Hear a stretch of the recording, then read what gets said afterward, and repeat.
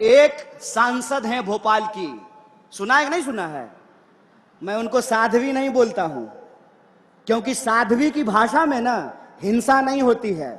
जो सन्यासी होता है वो नफरत की बात नहीं करता है। जो सन्यासी होगा वो नफरत की बात नहीं करेगा, और जो नफरत की बात करेगा वो सन्यासी नहीं हो सकता है। इस बात को याद रखिएगा। तो वो जो सांसद हैं उन्होंने हिंसा की बात की, तो मुझे इसमें ना एक जो है साजिश दिखाई देता है। साजिश जानते हैं क्या है? वो सांसद महोदया एक्चुअली जय शाह के पापा का मजाक उड़ा रहे थे। जय शाह के पापा का मजाक कैसे उड़ा रहे थे? देश का गृह मंत्री कौन है? अमित शाह है ना। तो कानून व्यवस्था का पालन करना किसका काम है? अमित शाह का।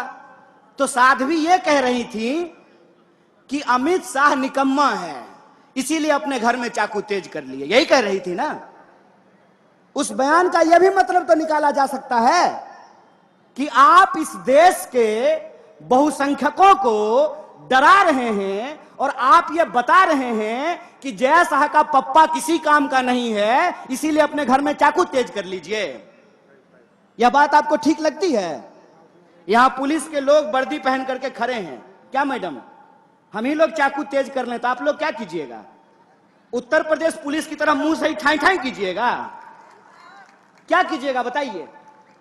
बताइए इस देश की सिक्योरिटी फोर्सेज क्या करेगी? बताइए इस देश की पुलिस क्या करेगी? बताइए इस देश की न्यायपालिका क्या करेगी? बताइए इस देश की अदालतों में क्या होगा? बताइए इस देश में कानून व्यवस्था का क्या होगा? अगर हमको अपने घर में चाकू तेज करना है तो फिर गृह मंत्री किस लिए है? अपने बेटा को बीसीसीआई का सेक्रेटरी बनाने के लिए? किस लिए है गृह मंत्री? किस लिए है रक्षा मंत्री? इस सवाल को अपने मन में पूछिए, और इस सवाल को जब आप अपने मन में पूछेंगे तब आपको समझ में आएगा कि यह नफरत की भाषा क्यों बोली जाती है। यह नफरत की भाषा इसलिए बोली जाती है ताकि हम आपस में लड़ने लगें, और जब हम आपस में लड़ने लगेंगे तो हमारा रेलवे बेच करके अपने दोस्त की तिजोरी में साहब पहुंचा देंगे। साहब ने कहा कि हम ट्रेन के डब्बे में चाय बेचते थे। गुरु, हम आपको चाय बेचते हुए तो नहीं देखे हैं, लेकिन रेलवे बेचते हुए आपको देख रहे हैं। गुरु, हम आपको चाय बेचते हुए तो नहीं देखे हैं, लेकिन बीएसएनएल बेचते हुए देख रहे हैं। गुरु, हम आपको चाय बेचते हुए नहीं देखे हैं, लेकिन एलआईसी बेचते हुए देख रहे हैं। देख रहे हैं कि नहीं देख रहे हैं? और अगर कोई चाय बेचने वाला होता तो दूध का दाम बढ़ाता क्या? मैं मोदी जी की तरफ पूछूं क्या? अगर कोई चाय बेचने वाला देश का प्रधानमंत्री होता तो जब नया साल आने वाला है तो 2 रुपया दूध महंगा किया जाता क्या? दूध से इनका नाता नहीं है, चीनियों से जरूर है। दूध से नाता हो ना हो, चीनी से जरूर है। और यह बात मैं क्यों बोल रहा हूं? पहली बार ऐसा हुआ है कि कोई हमारे यहां आ गया, गलत किया। पूरी तरीके से भारतीय राष्ट्रीय कांग्रेस चाइना का विरोध करती है, उसकी निंदा करती है कि चाइना को कोई अधिकार नहीं है कि हमारी सीमा में घुसे, और अगर घुसेंगे तो हमको अपने देश के जवानों पे भरोसा है।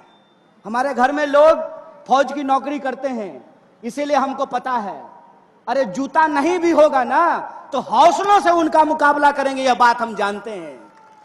लेकिन कुछ निकम्मे लोग हैं कि बड़ी चालाकी से वर्दी के पीछे छुप जाते हैं।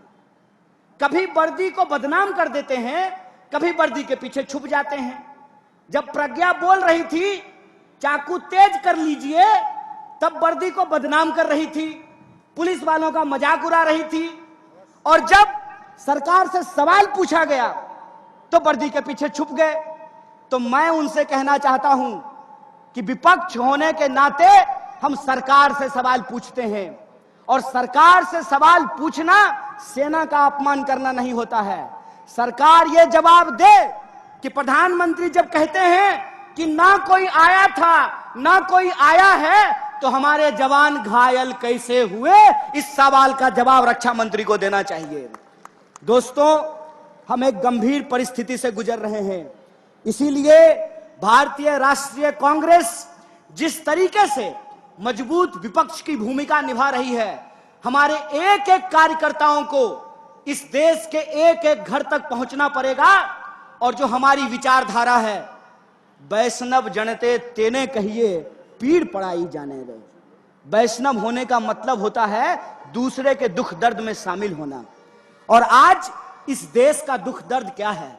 दुख दर्द यह है कि जीएसटी और नोटबंदी के चलते इस देश के व्यापार को तबाह कर दिया गया है। दुख दर्द यह है कि 100 में से 45 लोग बेरोजगार होकर के घूम रहे हैं। दर्द यह है कि हर 15वें 16वें मिनट में हमारी किसी महिला के साथ कोई अत्याचार होता है। दर्द यह है कि शोषितों वंचितों के ऊपर अत्याचार हो रहा है। दर्द यह है कि दिन भर ये साहब क्या भाऊ लाठी लेकर के ड्यूटी करते हैं, बुढ़ापा में पेंशन नहीं मिलेगा तो आपको सुरक्षा मिलेगी।